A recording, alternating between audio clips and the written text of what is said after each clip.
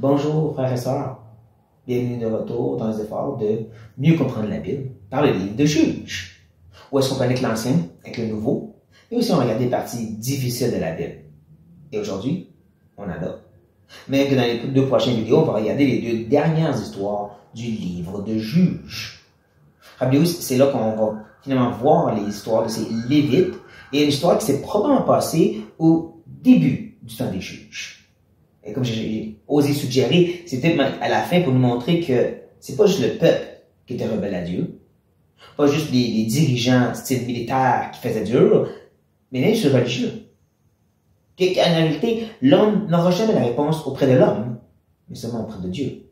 Il leur faut un sauveur qui est divin. Mais bon, nous allons voir des choses qui vont être troublantes, même des fois dégoûtantes. Mais Dieu l'a inspiré, donc il y a quelque chose à nous enseigner. Aujourd'hui, on regarde l'histoire de Mika.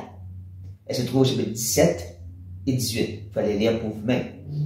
Vous allez voir que cet homme, en soi, a volé sa mère. C'est comme ça que ça commence. Mais il le confesse, il lui redonne de l'argent, et sa mère décide de prendre une partie de ses pièces d'argent, littéralement, les faire fondre et de faire des idoles.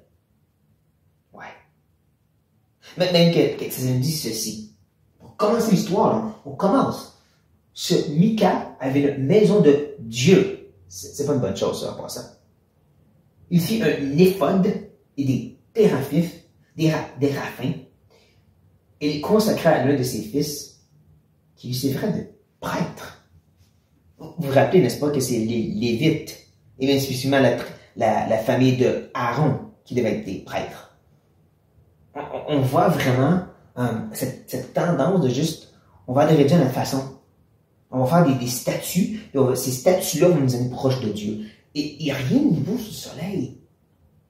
Tristement, on le voit à travers l'histoire d'Israël. Même quand ils se sont divisés en 2 royaumes, dans le sud, où est-ce qu'il y avait le temple, où est-ce qu'il y avait des fois des réformes avec le roi Ézéchias et le roi Josias, on voit qu'ils continuent à aller vers les hauts lieux. Des places où ils adoraient Dieu à leur façon. Mais même dans le nord, il y avait installé 2 lieux où est-ce qu'il y avait des veaux d'or qu'ils rattachaient à l'Éternel. Selon des fêtes qu'eux avaient inventées, et une prêtrise qu'eux avaient mis ensemble, qui n'avait pas du tout rapport avec les Lévites, parce qu'ils sont toutes partis. Donc même dans ceux, comme je dis, qui avaient la prêtrise, qui avaient le temple, tout, ils faisaient quand même à leur façon. Parce que c'est comme le refrain qui va nous aider dans les 2 histoires, en passant. En ce temps-là, il n'y avait point de roi en Israël. Chacun faisait ce qui lui semblait bon. Pour comprendre, on ne parle pas juste de roi dans le sens un bon dirigeant royal. On parle vraiment de ce lien direct de Dieu à travers le roi. C'est pour ça qu'il faisait comme bon lui semblait, mais dans le sens spirituel ou religieux. Et quand on regarde notre vie contemporaine, le peuple de Dieu n'a pas vraiment changé beaucoup. On adore Dieu, on sert Dieu, on fait l'Église à notre façon. Pourtant, Dieu a prescrit des choses.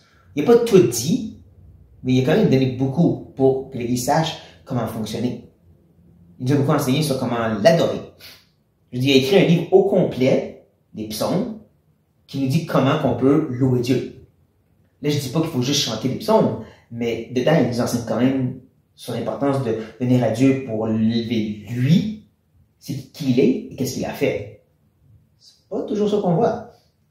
On offre à Dieu un peu n'importe quoi, avec nos téraphim, avec nos prêtrises qu'on s'établit nous-mêmes, et on pense que Dieu va juste accepter ça.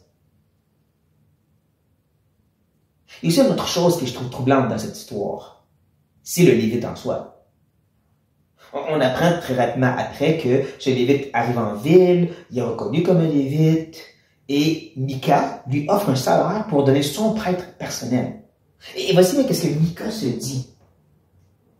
Maintenant, je sais que l'Éternel me fera du bien, puisque j'ai ce Lévite pour prêtre. Là, je suis les règles de Dieu. Oh, j'ai des idoles, rien. C'est sûr que Dieu va me bénir. Encore, mentalité très vue de nos jours. On voit un certain processus dans une église, et l'église semble être bénie Donc, si on fait ça ici, si on chante leur chanson ici, nous aussi, on va sentir la présence de Dieu. Même si c'est pas nécessairement biblique, ça fait rien. Ils le sentent, on va le sentir aussi. Est-ce qu'on a vraiment la même mentalité? Mais le Lévite, lui. Le Lévite est carrément quelqu'un qui recherche le salaire. Il est vraiment un mercenaire. Même que dans l'autre chapitre de la même histoire, on rencontre la tribu de Dan, qui à ce moment-là n'a pas encore trouvé une place pour s'installer. C'est là qu'on comprend, c'est vraiment le début de la conquête. Et ils avaient envoyé quelques groupes pour trouver une place. Un de ces groupes passe par la ville où est Mika, et il entend le Lévite, et il le connaît, cet homme-là. Et ils vont consulter Dieu par le Lévite. Encore se disant, puisque le Lévite, lui, sûrement, est en contact avec Dieu, et ce Lévite réussit à être guidé par Dieu. Est-ce que c'est vraiment Dieu ou est-ce que c'est selon l'idée du Lévite? On ne sait pas. Mais eux le reçoivent, ce message, je reçois, et ils vont aller prendre le territoire que le Lévite lui dit. Mais en retour, ces hommes vont chercher toute la tribu et leur dire, hey, il y a une maison là avec des beaux terrains. Et en plus, c'est un Lévite. Donc, ils retournent en passant par cette ville-là, rentre dans la maison de Mika par en arrière, prend ses idoles, et dans la circonstance où ils font ça, le Lévite les voit et dit, qu'est-ce que vous faites? Eux vont répondre ceci. Vaut-il mieux que tu serves de prêtre à la maison d'un seul homme, ou que tu serves des prêtres à une tribu et à une famille en Israël? Tu veux-tu vraiment servir Dieu dans une petite façon comme ça?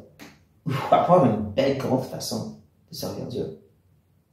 Et voici la réponse de cet homme de Dieu. Le prêtre éprouva de la joie dans son cœur. Il prit l'éphod, les téraphim, l'image taillée et se joignit à la troupe. Tassez-vous, je vais vous aider, allons-y. Wow! Ça, c'était cet homme qui était prêt à se donner pour prendre soin de cette petite maison-là. Mais quand il a vu quelque chose de mieux, il est parti. Vraiment un cœur de mercenaire. Que le Seigneur Jésus nous avertit, que les apôtres nous avertissent. Ce cœur qui met lui-même en principal et non pas le besoin des autres. C'est vrai parce qu'on voit un peu ça dans notre étude de Philippiens. Je vous encourage d'aller la voir pour vous-même. Surtout le chapitre 2 qui parle de cette attitude de mercenaire. Il ne devrait pas exister au sein de l'Église. On a trop cette idée des fois, si je sens des petites choses, mais Dieu en a des grandes choses, là je vais être important. Ouais, non. Peu importe comment tu sers, l'idée c'est que tu sers un grand Dieu. Mais ce Lévite, il n'a pas compris. Est-ce que nous, on a compris mieux? Est-ce qu'on peut apprendre de cette histoire si triste et décourageante? Est-ce qu'on peut apprendre de ces démonstrations de péché, de charnalité, et dire, je ne veux pas l'imiter. Je ne veux pas dire n'importe comment. Je veux pas avoir un cœur de mercenaire. J'espère que oui. J'espère que c'est une trouble. Et nous allons questionner beaucoup sur nous-mêmes, frères et sœurs. Mais bon, sur ça, soyez bénis.